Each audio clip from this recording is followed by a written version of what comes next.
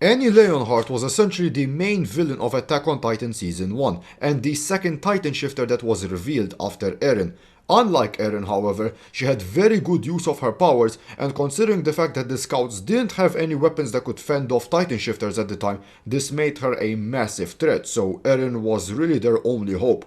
With the combined efforts of Erwin, Eren and the rest of the scouts, she was successfully captured in Stohess district, however, where she crystallized herself and pretty much wrote herself out of the story. She was then pretty much forgotten about all the way until season 4, where Eren undid all of the hardening on Paradis to activate the rumbling, which of course included Annie's crystal. By this point, however, Annie was beginning to change. In season 1, she was this cold, reserved badass who became a lot more interesting after she was revealed to be a Titan shifter. However, in season 4 she was reduced to nothing more than a shy high school girl who had a crush on Armin, and someone who Mikasa can gossip with. Bruh. Now this to me personally is kinda weird, as Armin is the one who foiled her plans to begin with. He was the one who found out who she is, and if it wasn't for him, it's entirely possible she could have succeeded. But if Annie liking Armin was weird, then Armin liking Annie is even weirder. Please keep in mind that this is the same woman who was responsible for the destruction of his hometown,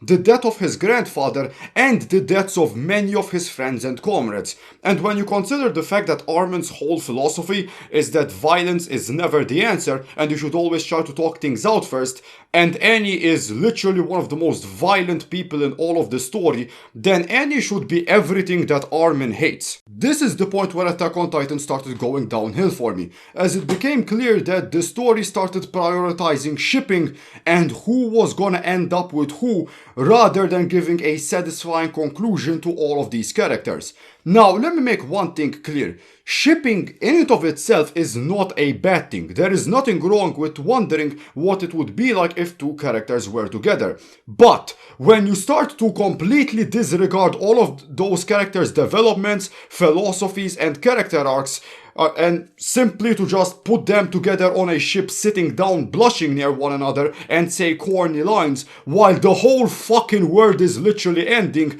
yeah, that's when it starts to become a problem. Mikasa is also guilty of this. Now, Mikasa is a weird character and I honestly want to make an entire video about her, but Mikasa's whole arc throughout the story is that she was in love with Eren, and she needed to let go of that love because her straight up diabolical obsession over him was not healthy for anyone. Eren, Eren, Eren, Eren, Eren, Eren, Eren, Eren, Eren, Eren. So her being the one to kill Eren at the end was actually a good direction for her character to go.